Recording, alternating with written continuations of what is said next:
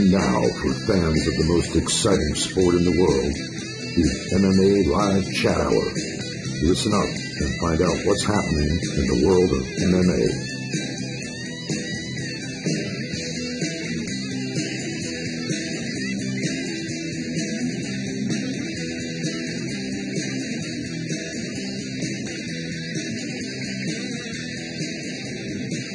Hello and welcome to the MMA Live Chat Hour.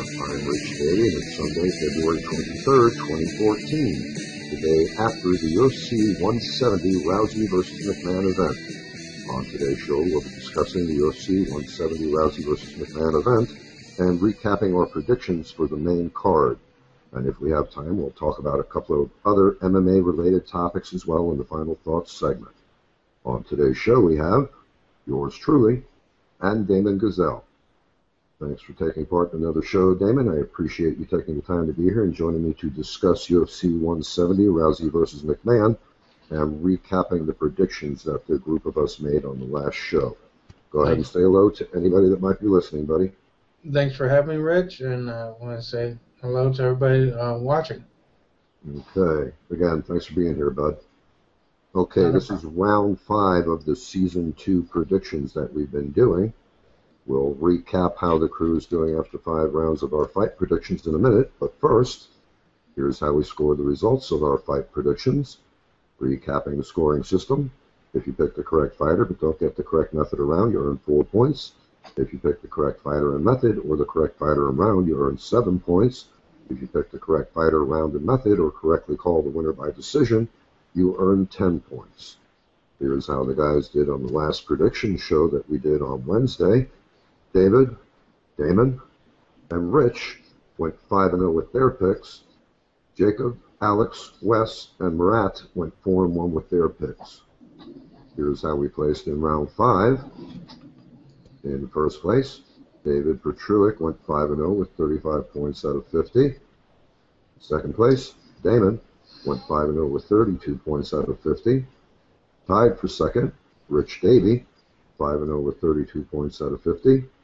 In fourth place, we had a tie. Jacob went 4-1 with 31 points out of 50. And Alex went 4-1 with 31 points out of 50. And we had a tie for last place as well. In sixth place, Wes went 4-1 with 28 points out of 50. And Murat went 4-1 with 28 points out of 50. Here's how things look after 5 rounds of predictions.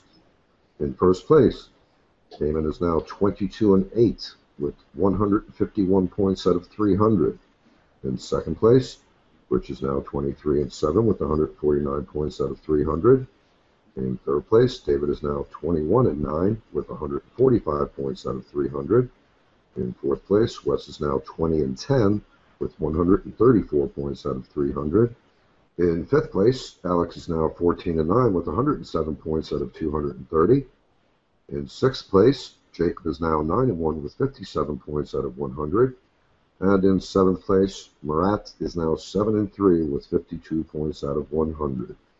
Okay, buddy, let's get started. The UFC 170 Rousey vs. McMahon event last night, Saturday, February 22nd, 2014 on pay-per-view. And first up, let's go ahead and talk about the main event, Ronda Rousey versus Sarah McMann, which of course was for the women's bantamweight title and was the Olympian versus Olympian event that most MMA fans were waiting for, basically since McMann was signed to the UFC. This fight ended quick as hell in an unexpected fashion. No groundwork at all in this one, like many had expected there would be, and there was lots of chatter about a very early stoppage. Twitter was booming with complaints about Herb Dean's poor job at reffing this event. And in this fight, Rousey won by TKO in round 1 due to strikes at 106. And this was the first non-arm bar stoppage for the women's bantamweight champ. And for those who didn't see the fight, McMann was dropped with a left knee to the liver, and then Herb Dean jumped in and stopped the fight after Ronda had thrown a few strikes after that, which many critics and fans did not agree with. I watched the post-fight show on Fox Sports 1, and all of the fighters and hosts thought that Rousey-McMahon stoppage was a bit early, stating that a body shot that hurts a fighter is not as bad as a headshot that would hurt a fighter, and that the fighter should have been given a little bit of a break by the ref to allow herself or himself to recover. Comments on that one, Damon? Yeah, I mean, there's always the armchair reffing that goes on, but Herb Dean's in that octagon, and he sees and hears things that we don't. When I watched it, I totally agreed with Herb's stoppage. What I seen was Ronda kneed her right in the liver, and McMann dropped. She dropped, and she was not defending her head at all. She was covering up her abdomen, or her trying to cover up her liver where she had gotten hurt. Even Dana White in the post-fight presser said when he first seen the fight, he thought it was a bad stoppage, but he watched it again and thought it was actually a good stoppage. I mean, we seen in the Cerrone fight with Anthony Pettis. Pettis got him really good in the liver, and you could see that Cerrone couldn't continue, and Pettis left alone to do anything. If that fight wouldn't have been called, would have been able to do a lot of damage. I think McMann, yeah, she got up as soon as Herb Dean came in to stop the fight, but who's to say that wouldn't have happened if Herb Dean hadn't have stepped in to call the fight. She might have taken a couple more shots, and Ronda might have even kneed her again right there. It's one of those things where a ref has to make a decision to look out for the fighter's welfare, and not everybody's going to agree with it, but you have to let the ref go with his judgment because he is the closest person to the fight, and he's got a better advantage than most everyone else. We watch it on television. We get it at a totally different vantage point, and we don't hear the sounds like Herb might be hearing them. I mean, he might have heard her be out of breath or something really bad. With a shot like that and the way she dropped, it to me it was totally justifiable. Yeah, initially I was with the majority of the masses. In real time, I can understand why it looked like an early stoppage, but looking at the replay a few times, I can see why Herb Dean actually did stop the action, because as you said, McMann went down to her knees and she was not defending at all. But I can understand all the controversy and why people thought that the stoppage was early. But like I said, initially I did agree, and I thought that it was an early stoppage. But after watching the replay a few times, I've changed my mind. I think the stoppage was justified. Yeah, and then the everybody criticizing, like, it kind of annoys me when Rogan asks the fighter if they thought it was an early stoppage, and that kind of gets the refs second guessing, especially when so many people are siding with them that like the Brow Faber fight. A lot of people thought that ended too quick, and that decision there, with everybody, kind of, not everybody, but a lot of people thinking it was an early stoppage, probably let the Mike Pyle TJ Wahlberger fight go on longer than it possibly should have. And that's the kind of thing you need to watch out for, because referees are human too. They don't like making mistakes. They don't like, even they can feel confident in their decision, but they're still going to be in the back of their head hearing the comments from everybody else, and you can't have a ref second guessing himself when you've got people's well-being on the line. And when that happens, it gives the ref a little bit of self-doubt, and ends up having fights like the Pyle Wahlberger fight happen, where Wahlberger could have got really hurt from Herb Dean not stopping it earlier than he did. Rogan, you heard Rogan saying, "Oh, he should stop this fight. He should stop this fight." And it's, the guy looked out, but on the same hand, Herb Dean could have stopped it, and then everybody be saying, "Oh, he stopped the fight too early. He stopped the fight too early." It's a thankless job for refs, and you hate to see blatant bad calls, but bottom line is there's one guy in there to make the decision, and sometimes it's right, sometimes it's wrong, but he has to do what he thinks best. Yeah, we'll talk more about that one later on when we get to that fight here. But let's talk about this fight here, and let's not focus on. No, I'm focusing on the reason why. Let's not focus on him anymore because he's getting a lot of shit, and I personally think it was unjust for the Rousey McMann fight. I think it's unjust for the refs to get the bad rep like that. Okay, well, let's talk about this one here. I love Ronda Rousey, but I think Ronda's feeling a bit invincible at this point in time. She came in charging straight away in this one here, trying to land the big shots, and she took quite a few shots there herself for doing that. And that wasn't only in this fight with McMann, but it was also in her fight with Tyde as well. I guess she's feeling like she can take a few shots and just walk right through it and get to her opponent. But I don't know, man. What did you think about that performance? McMann caught her a couple times, but it didn't do a whole lot of damage. Obviously, it did enough to make her want to clinch up. But you never want to see a fighter become to where they think they're invincible, because the second they start feeling invincible is the second they get knocked out in a fight. She looked good. I mean, she adapted.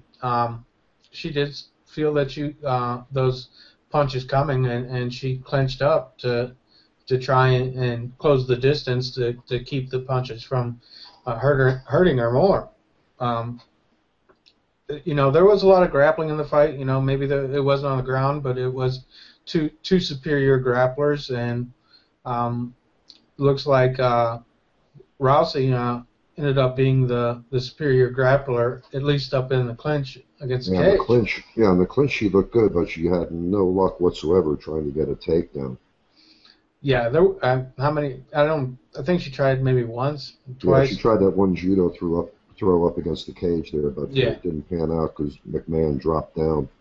Yeah, and McMann, she was very gracious, and she didn't really complain about it. She's a true sportswoman, and she'll get a second chance. Yeah, I usually love to watch the post-fight presser, but I was kind of beat last night when I got done. We were working on the forum that we set up so we could coordinate things for the live chat hour and the live chat show that we do. So I was a bit beat and working on that for the last day or so. Yeah, it's looking good too. Yeah, we'll have to get some people to come by there once we get it all set up. Like I said, we're still in the development stages and putting it all together. Still a few glitches and things that we have to work out, but once we get that done, we'll go ahead and go public with that. Any more comments on this one? I kind of want to talk about the possibility of Cyborg. Dana White said she's got to have some fights at 135. It doesn't necessarily have to be in the UFC, but she has to consistently do a couple fights and make weight for him.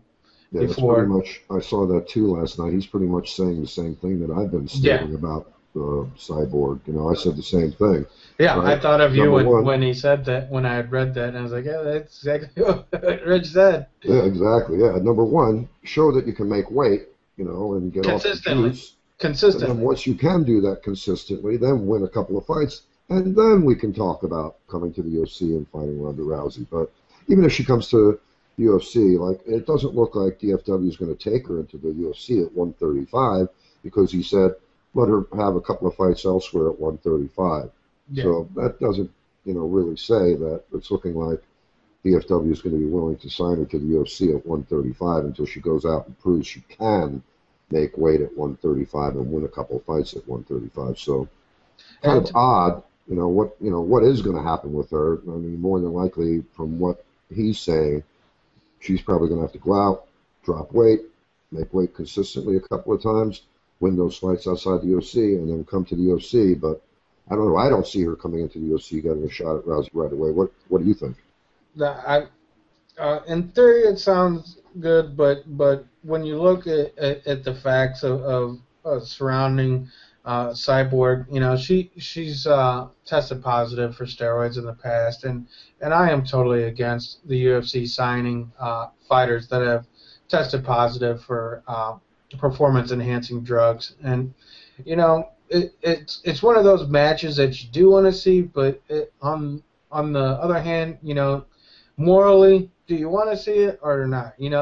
She would have to be tested. I mean, surprise tested left and right for me to actually think it's a legit fight. When a fighter cheats like that, it hurts the sport. It hurts sporting in general. And to me, I believe in a zero tolerance policy. Once you've tested positive for cheating, you should be banned from the sport.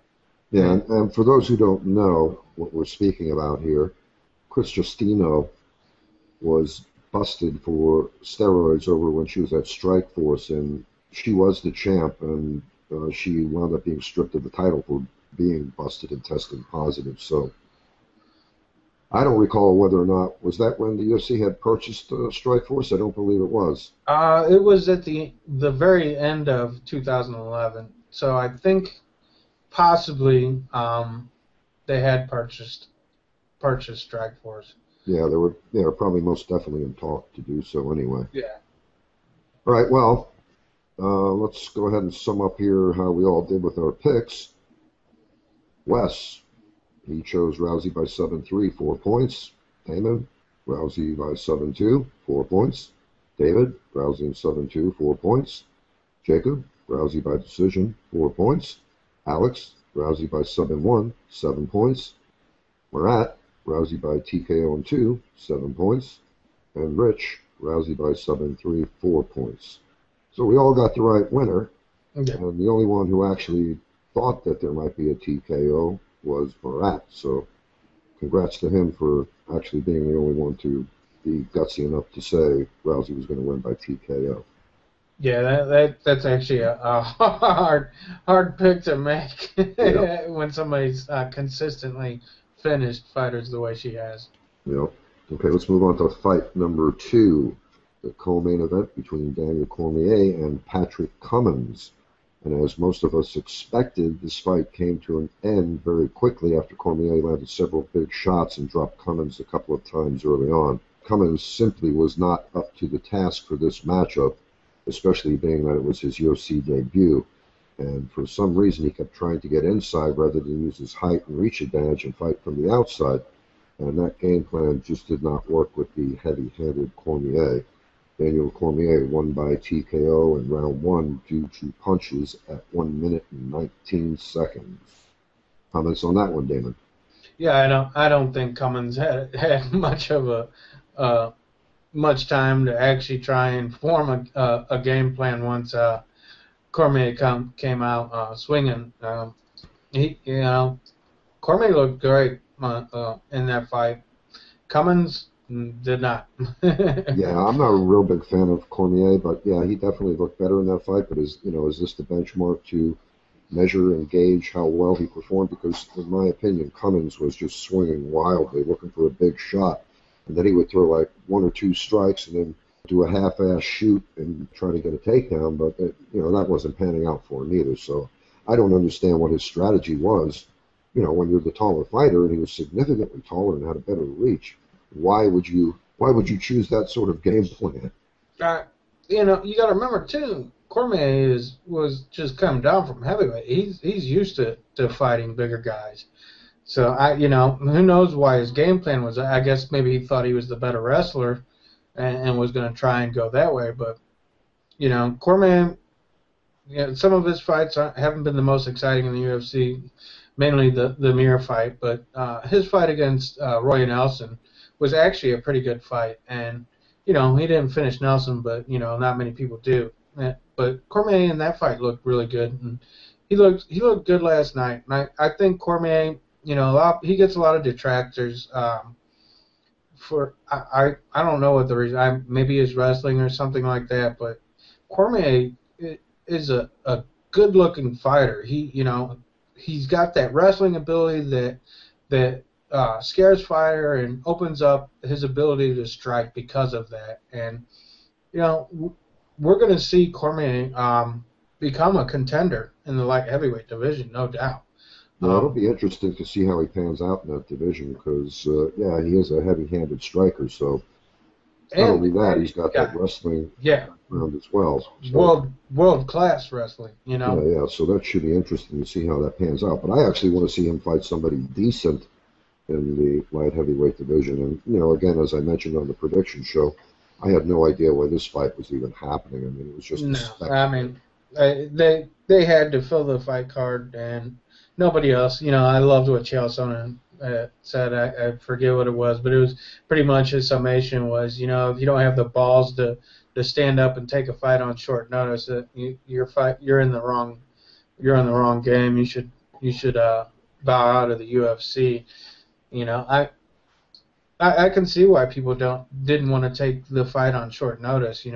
Even though he's coming down a weight class, and usually fighters his size coming down to a lower weight class like that can gas pretty easily.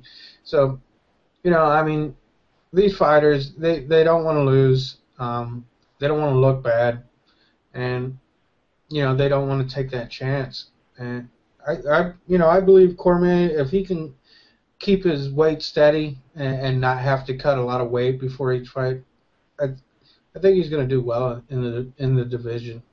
Yeah, I'm excited to see that pan out. All right, let's go ahead and recap how we did with our picks on this one. Wes went with Cormier by KO in 2, 7 points. Damon, Cormier by TKO in 2, 7 points. David, Cormier by TKO in 1, 10 points. Jacob Cooper, Cormier by KO in 1, 10 points. Alex, Cormier by TKO in 3, 7 points. Murat, Cormier by decision, 4 points. And Rich Davie, Cormier by KO in 1, 10 points. Okay, let's move on to fight number 3. Rory McDonald versus Damian Maia. After watching Maia totally dominate McDonald in round 1, it looked like the win was going to fall in the win column of Maia, but straight away in round 2, McDonald decided that things were going to be different and denied Maia takedown after takedown over and again. After taking a few leg shots to the body, Maia's takedown efforts were noticeably impacted, and he appeared to be struggling. It looked like he was hoping to get a takedown or get takedowns, but without actually setting them up and putting the effort into it that he needed to. Even Maia's striking was noticeably slower and less effective after he took those body shots. So I guess it was a combination of taking those leg shots to the body and the pace that he put forward in round 1 that put him at a bit of a disadvantage right away in round 2. So round 1 was total domination by Maia on the ground. And round 2 was total domination by McDonald on the feet. Round 3 started out much the same way as round 2, but halfway through the round, Maia managed to actually get a takedown, but that only lasted for a minute or so. And then the action went right back to the feet, and the rest of the round belonged to McDonald. I actually scored that one the same as the judges did, 29-28. And all 3 judges scored the fight 29-28, Rory McDonald. Comments? I was actually surprised to see how well McDonald did in that situation. Maia is, he's a submission god. Doesn't he still own the fastest submission in the UFC? I believe he does. Yeah, and for him to be able to control, to keep Maia from getting into position to sub him in that first round, showed that he's a well-rounded fighter. Maia looked great in the first round, but I think he put too much effort into that in the first round, and that cost him in the later 2. McDonald is one of those fighters that he gets a lot of flack for his attitude, and it's justifiable in my opinion. I was hoping he'd lose, I was kind of excited, even though I picked him to win. I was kind of excited to see the first, but he's definitely got some pedigree. You know, he's able to handle himself pretty well. Um, but yeah, Maya I think he poured too much on in the first, and come the second, McDonald was able to get the striking game going, and Maya just looked exhausted. He was able to land a couple good shots, but McDonald just showed his superior striking. And like I said in the third, Maya did get the takedown, but that didn't last very long. He had kind of a second win, but it wasn't enough of a win to do much against McDonald. And you know, Yeah, only 1 minute of that final round you could have actually scored for Maya, but yeah, I was actually really excited to see how well he did in round one, and I was like, holy shit, I'm going to be wrong on my pick. But yeah, I really didn't care because I love Damian Maya. But yeah, yeah, I guess it just wasn't meant to be because like it appered that he did gas himself out in round one. yeah. I love Damian Maya too, but you know, sometimes a fighter gets hell bent on finishing a fight a certain way and doesn't think about the long term consequences of the fight. It's a 3 round fight or a 5 round fight. You gotta pace yourself, and unfortunately, Maya didn't do that. And Yeah, when he was in full yes, mount in round one there on top of McDonald, I was like, oh man, it's going to be over here because he was just yeah, pounding the shit out of him. I mean, yeah, I don't know how many strikes it was, but I think he was like 50 strikes in round one.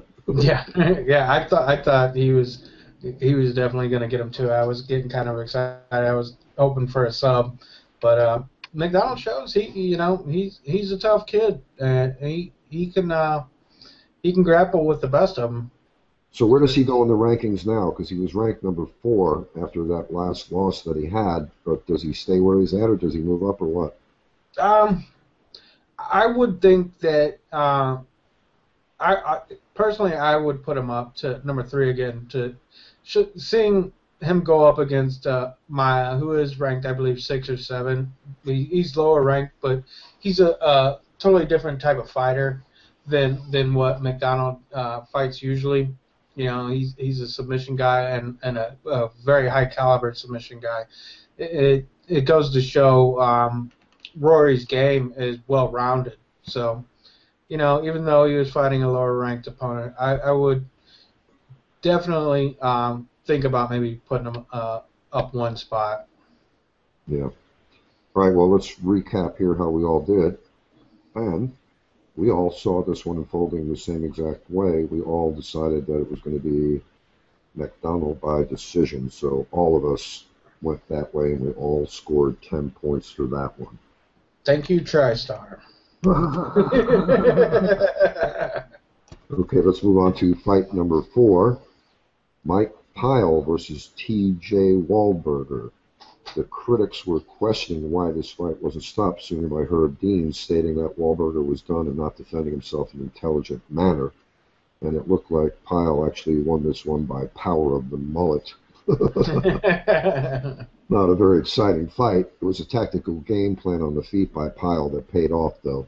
Mike Pyle simply outscored Wahlberger throughout the entire fight, and in the third round he landed a spinning elbow to the head of Wahlberger, which seemed to be the beginning of the end for Wahlberger.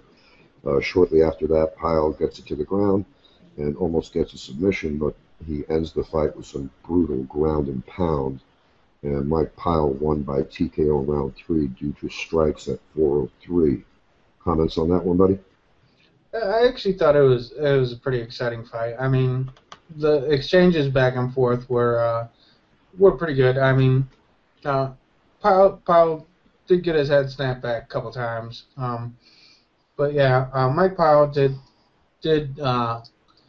seem to be the one getting the better of the striking. The late stoppage. I mean, yeah, Pyle went for the submission, so that's part of the time after he'd already rocked him, and I guess maybe to Dean seeing that pile going for the submission and then throwing the strikes. Maybe he thought he didn't see. He seen Wahlberger kind of covering up. When you're in that position, it's kind of hard for the ref to see the other fighter's eyes, and you could tell in Wahlberger's eyes that he was pretty much out of it, and the fight should have been stopped. But from my point of view, it looked like Herb Dean was not looking directly at Wahlberger's face so much to see that. Yeah, I think it probably did go on too long, but like I said, man, when you start criticizing refs for stopping fights too early, they're gonna lose some of that confidence and might call fights a little bit late. It's a double-edged sword. I mean, you kind of have to let the refs do what they do and discuss it after the fights are over. Like I said, I don't like the way Rogan seems to come in every time that he thinks a fight's controversial and talk about it.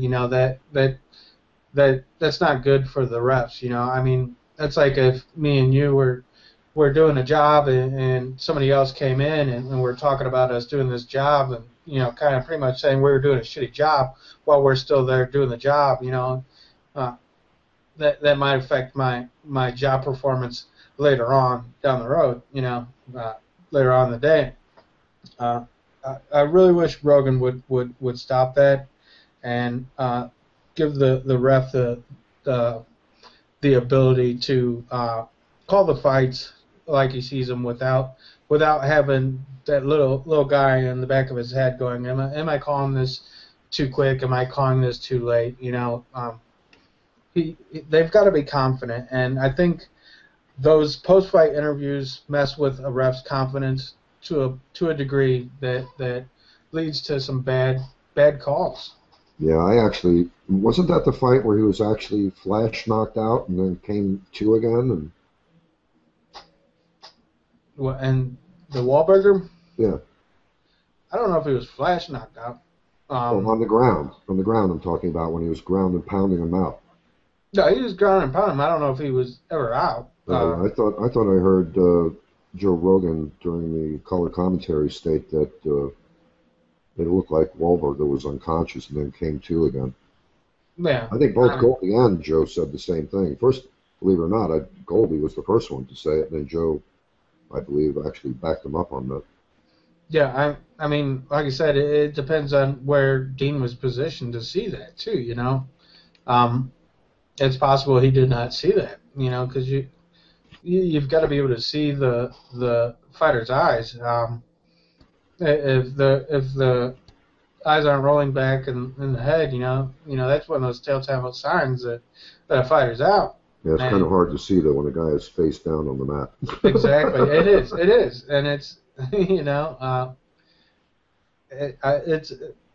it's a thankless job for refs, and I would hate to be in Herb's position, hearing all the criticism. Especially, he's been a pretty consistent ref compared to a lot of the other ones, and he's just had a bad couple of events. Yeah, Twitter was on fire last night. Everybody was beaten down on Herb Dean last night. But again, maybe in this one it was just a bit late. And Rousey McMann, I disagree with the overall sentiment that it was. Yeah, and I think a lot of that sentiment was more to the fact that people don't like Rousey. Yeah, I don't understand why people hate her so much. I mean, she's cocky, and a lot of people don't like that. But, she it's one thing to be it's one thing to be a cocky ass and not back it up. But if you're cocky and you're good, that's why a lot of people didn't like Faber. Before Faber busted his hands up, yeah, he was cocky, but he backed up everything that he said. Exactly. And, I mean, Ronda, she's a woman fighter. She's got to put on that face, Yeah, that was a mean-ass face that she came strutting out with, huh? Yeah. She's a pretty woman, and a lot of guys and other MMA fans don't take the WMMA seriously, and you know, I think back in the back of their minds, you know, they Well, both want of to be those seen fights with the seriously. women last night, those were two very good fights, I thought. Yeah, that's why I told you, like in the prediction show, I didn't want to call the I and Davis fight is Oh, you're the only because one that didn't. yeah, because you know, when the women come out to fight, they come out to fight. Yeah, we'll You talk know, about that one too, but this one here actually almost did go to a decision. I was actually kind of hoping for it when I saw, at 4:03 that the ground and pound was coming down on I Wahlberger. oh, Yeah, on Wahlberger. yeah, I was Yeah, it like, almost oh, did. damn it, man, I'm not going to get my 10-point decision. Yeah, and I was kind of like, man, I wish Pyle would have done that last round, you know, because that's what I picked him by TKO in round two. Yeah, let me recap how we all picked that one and predicted that one to unfold. Wes went with Pyle by TKO in 2, 7 points. Damon, Pyle by TKO in 2, 7 points. David, Pyle by decision, 4 points. Jacob, Pyle by KO in 1, 7 points. Alex, Pyle by TKO in 2, 7 points. Murat, Pyle by decision, 4 points. And Rich, Pyle by decision, 4 points. It was close. We almost got to 10 points for the decision. Yeah, I think And yeah, nobody actually picked that one by TKO in the third, so I guess no. nobody expected Wahlberg to actually last that long, except for the three of us who did think it was going to end the decision. It wasn't that the one he went for a it looked like he went for a takedown and I think Pyle caught him with the intercept knee. Wasn't that how it started off? The final sequence? I could have swore that fight was because I'd seen one fight last night. A guy was shooting in and got caught with a knee, and that pretty much is what set up the end of the fight. And Yeah, I don't think. there wasn't that many fights. Yeah, I don't think it was that one because, as I said earlier, it looked to be a spinning elbow that actually caused Wahlberger to become dazed and confused, and then after that, the fight went to the ground, and then we saw a submission attempt by Pyle, and it ended with the ground and pound. So I'm not sure if it was that one that you're speaking about that ended that way. Yeah, it's possibly not. I'd have to rewatch it. I remember seeing that, and I was like, "That's what you do, man."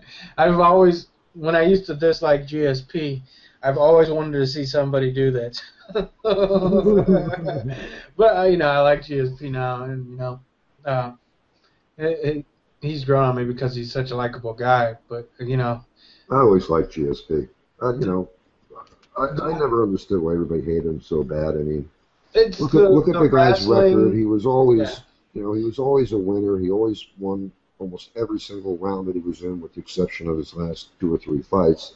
And he was always the consummate ambassador to the sport of MMA. So how do you yeah. not love that guy? A lot of people, like I said, you know, a lot of people want to see finishes, and him not getting the finishes later in his career turned a lot of people off. You know, they Yeah, but he was wanted. always dominant, with the exception of those last few fights Yeah, when he but came back after that injury. not everybody is into the technical aspect of MMA. You know, Yeah, a lot of people are looking to see a brutal stand-up bang knockout. exactly. Yeah. All right, You let's know, move on to number 5. Stephen Thompson versus Robert Whitaker. And wow, Thompson looked very good and dispatched of Whitaker in a fairly quick and brutal fashion. that's the Whit- fight. yeah. Whitaker looked confident at the onset of round 1, but he really didn't have any success landing anything at all. He was stalking Thompson, but he just was not landing anything. Thompson evaded nearly everything that Whitaker was dishing out, and he looked very awkward while he was doing it, very unorthodox, but that style seemed to work for him. Thompson landed that big right hand with a minute and a half to go in round 1, and then he followed up with a series of punches to the head of Whitaker, dropping him to the mat. Then he followed him to the ground, delivering strike after strike after strike, and I believe it was Mario Yamasaki that actually stopped the action in that one. So Stephen Thompson won by TKO in round 1 due to strikes at 3 minutes and 43 seconds. What did you think of that one? That was exciting. To see Stephen Thompson. He's a great fighter to watch. He's exciting. He's the type of fighter that everybody wants to see fight. Because he's he's unorthodox. I mean, you don't know what he's going to do next. That he actually landed a heel hook on Whitaker during that fight, and that you don't. It's one of those things you rarely see in MMA, and things that are rare make fights even that much more exciting. And that fight, I believe, is the one I was talking about, the intercept knee. Whitaker was trying to shoot in and actually got clipped with a knee, and I think that is what started his downturn. That's what injured him, I believe. This is the one where he landed that big right hand. Yeah, but I think the intercept knee, when Whitaker was going for a takedown, really got him and hurt him, because I tweeted out, what a knee, and not many people had said anything about it. I guess I didn't even hear him really talk about it much in the commentators, but I seen it, and I'm like, how you guys miss it? I mean, dude caught him with a knee flush. Yeah, in the prediction show, all of the stats seem to favor Whitaker, because everything with the stats that I looked at regarding, the height, the reach, the age, everything like that, that seemed to favor Whitaker, but I just did not see it, as I stated on the prediction show. I just didn't see things unfolding like that. Yeah, I thought Whitaker was going to be able to stay in there a little bit longer. I picked Thompson by decision, but I'm not pissed that I missed that prediction. That we've had way too many decisions in the UFC as of late, and those 4 finishes on the main card were great to see. Yeah. About time. Hopefully that'll stop the monotony of decisions. That at one point, I believe somebody had posted that there was 24 of the last 29 fights had been decisions. And yeah, I read that on the last show. There was some guy out there who compiled those numbers. If you listen to the prediction show, I did cite those numbers that you're stating. Yeah, it was pretty. I probably missed that, but I did see that on Facebook last night. Where I'm sure you said it, but I didn't recall that at the time of you saying it. I just remember seeing it on the thing, and I was so hoping to see a finish on the main card, and luckily enough, I did. And well, more than half of the guys on the prediction show thought that Whitaker was going to take it. Let me recap the picks that we made for that one. Wes went with Whitaker by decision, 0 points. Damon Thompson by decision, 4 points. David Thompson by TKO and 2, 7 points. Jacob, Whitaker by decision, 0 points. Alex, Whitaker by decision, 0 points. Murat, Whitaker by decision, 0 points. And Rich Davie, Thompson by decision, 4 points. Okay, let's move on to the last fight that we spoke about on the prediction show. That was actually the end of the main card with that fight that we just spoke about. And the main fight on the preliminary card on Fox Sports 1 was Jessica I versus Alexis Davis. That was a great fight, man. What did you think of that one? Yeah, it was a great fight. It was all Davis second round. I mean, it was a close fight. I could have scored it either way, but I more favored Davis because of the wrestling. But Jessica I looked really good. Her striking was crisp. It was a pretty good match. Like I said, the women come out to fight, and that's what I like to see is. Yeah, I don't think Jessica I lost any stock in that one, because actually I scored the fight for her. It's funny, this time I scored the fight for her and she lost. Last time I scored the fight against her and she won. But that was the one that was overturned. But I don't know how you scored it. In this one here, I actually scored round 1. Yeah, I thought 1 and 3 were I's. 1 and 3? Yeah.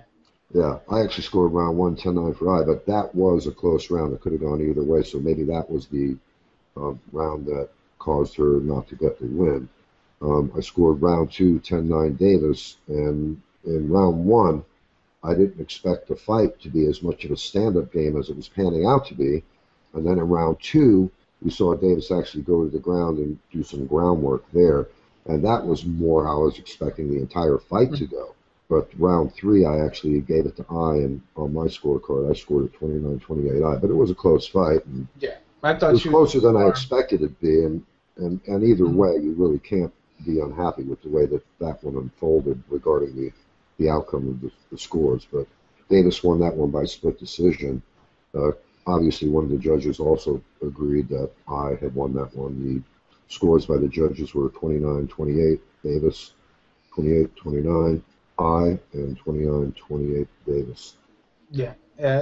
It like I said, it could have gone either way. I mean, um, I was in the first and third. She was the aggressor and landing the better strikes. But round two definitely.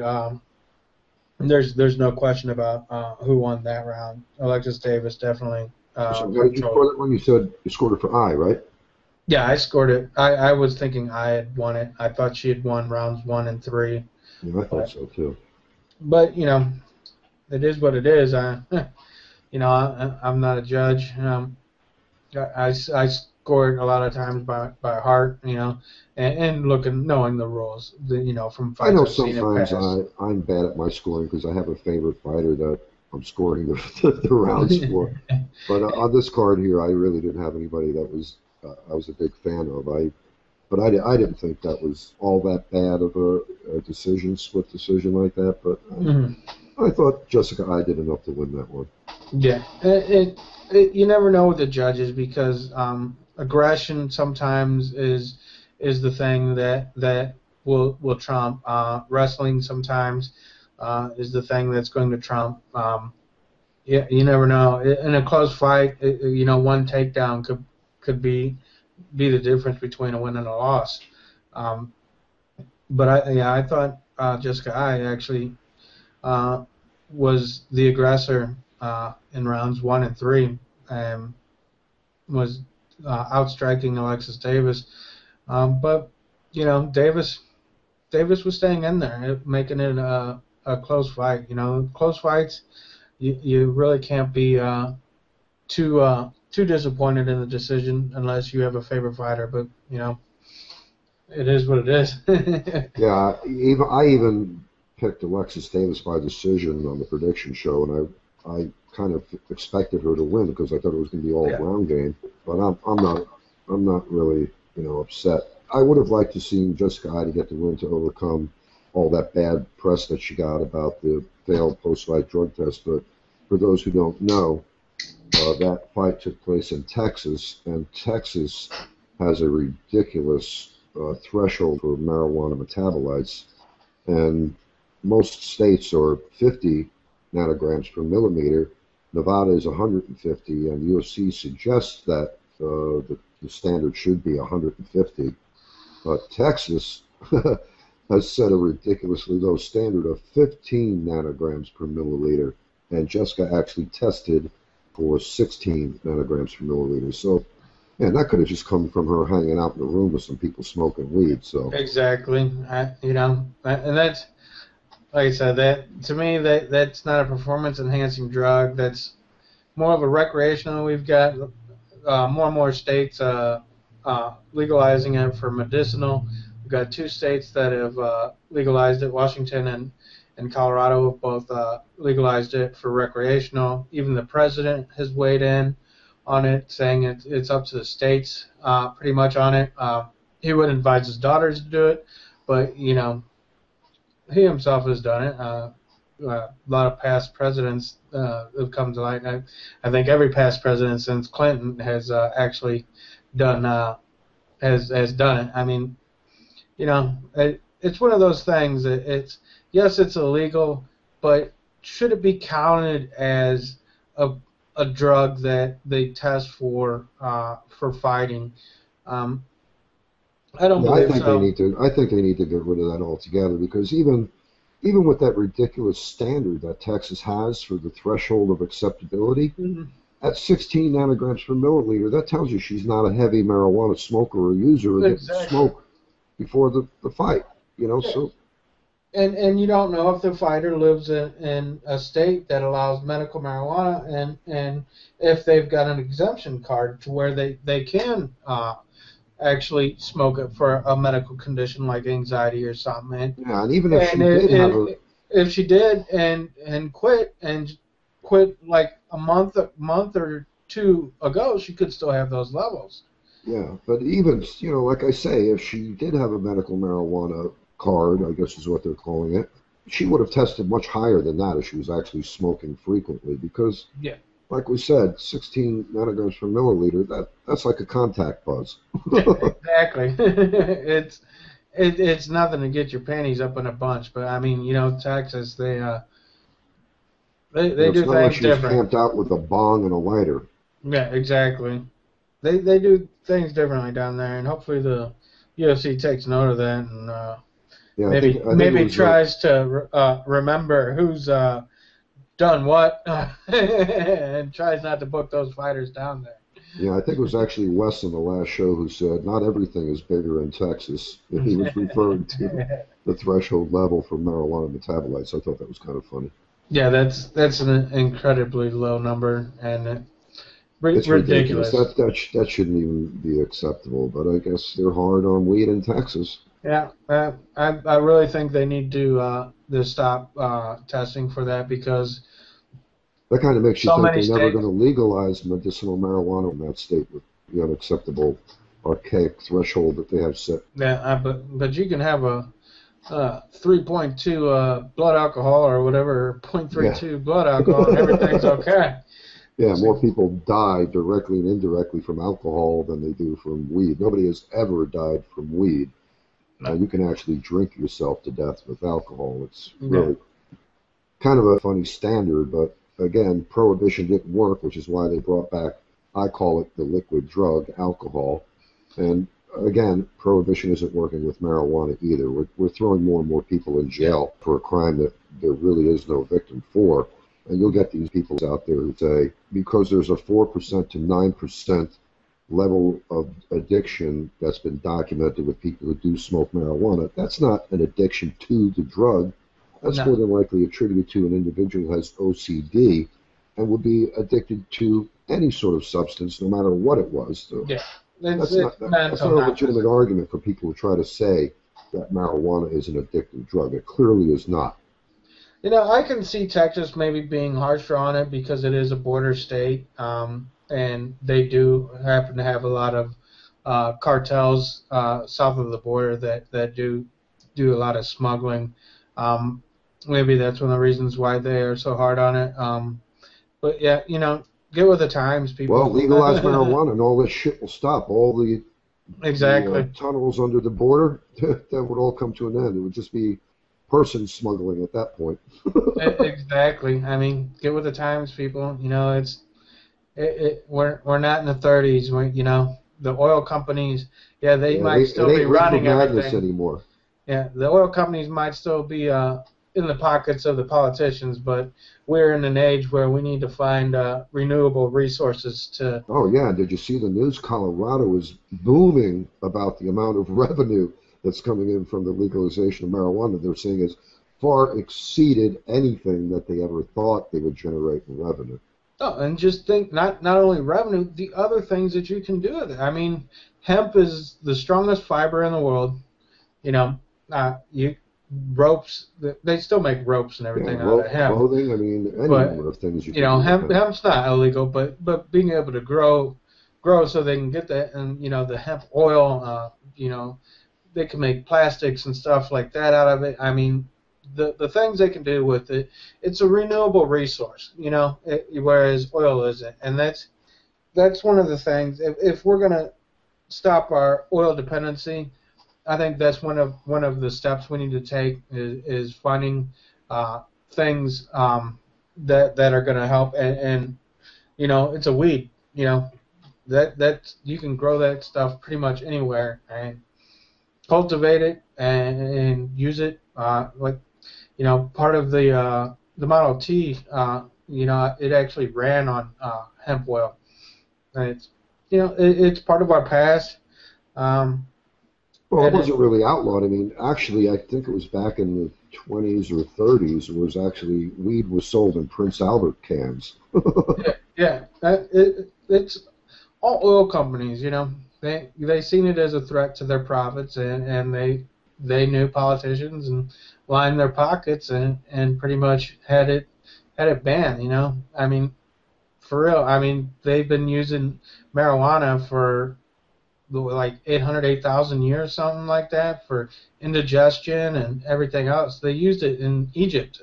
Yeah, in China they used it as well. Yeah, I mean, come on, it,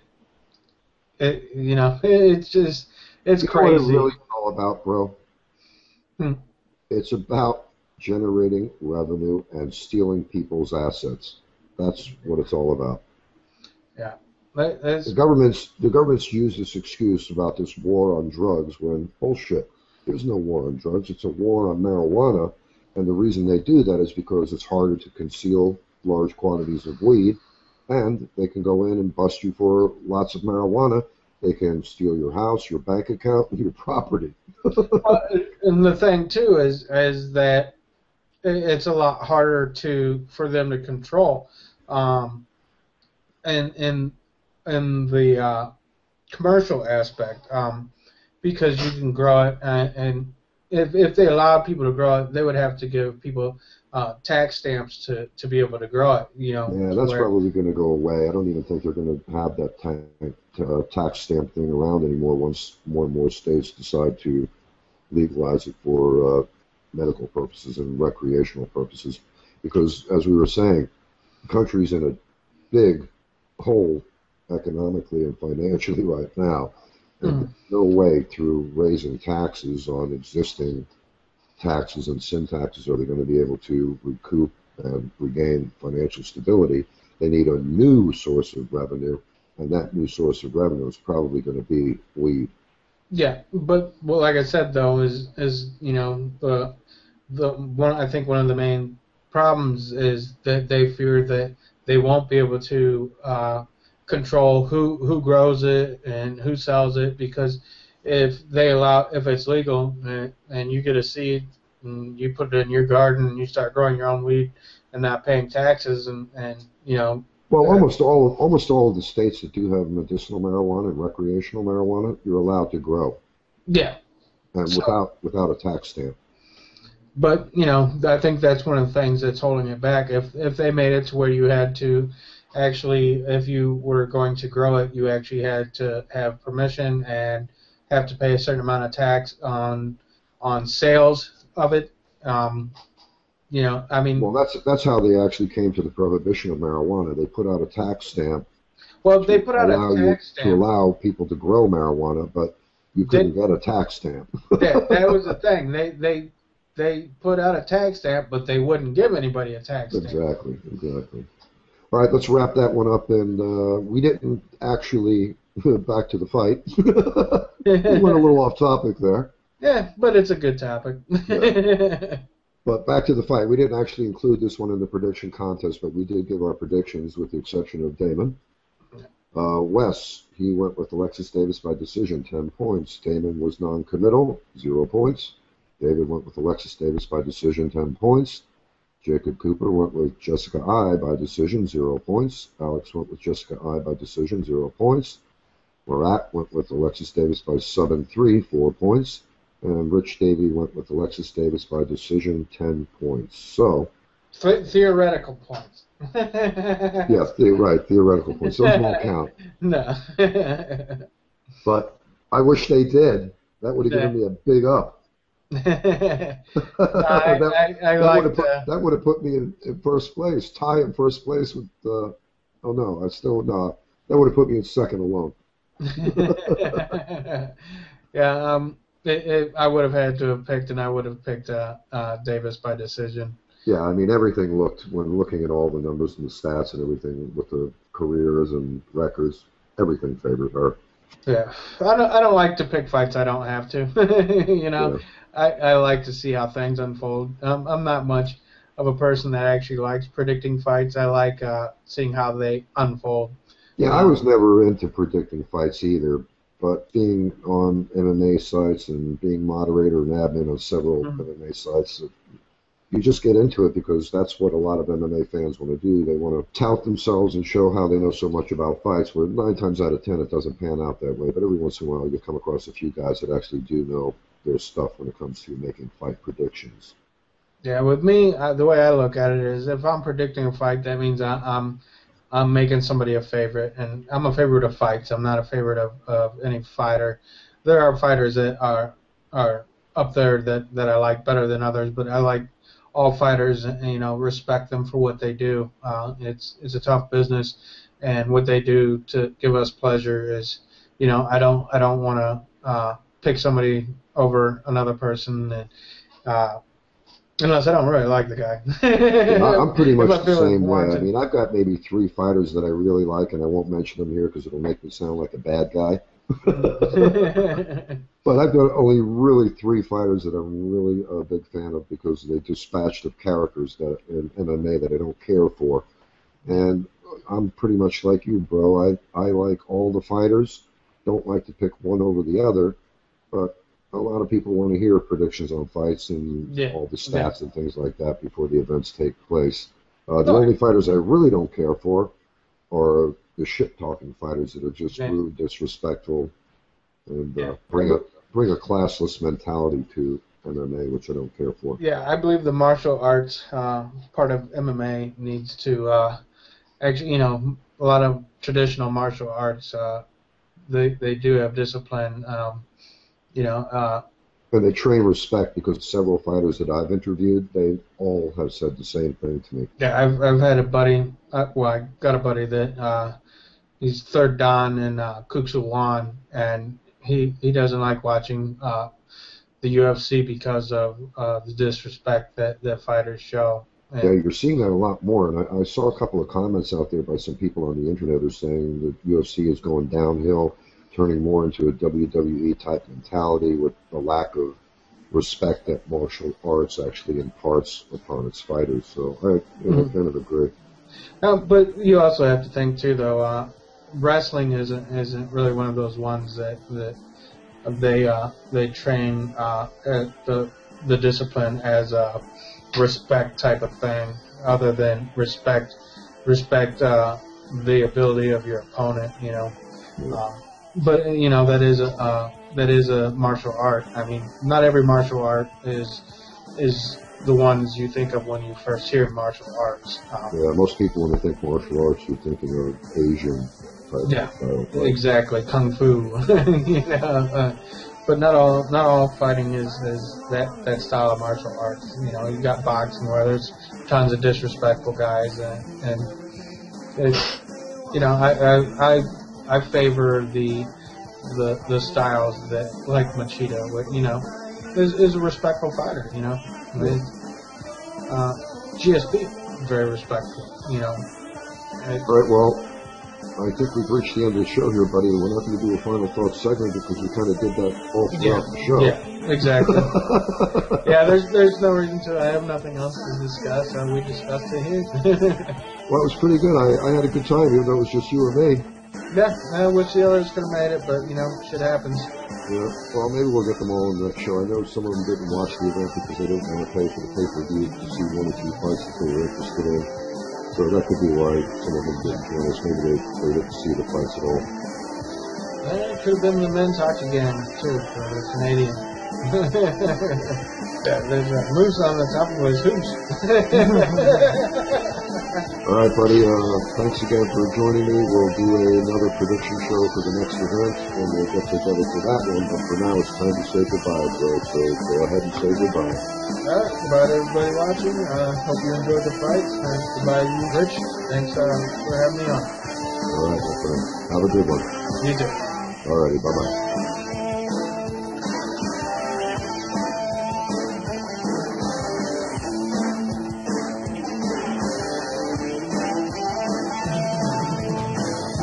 Everything you wanna do.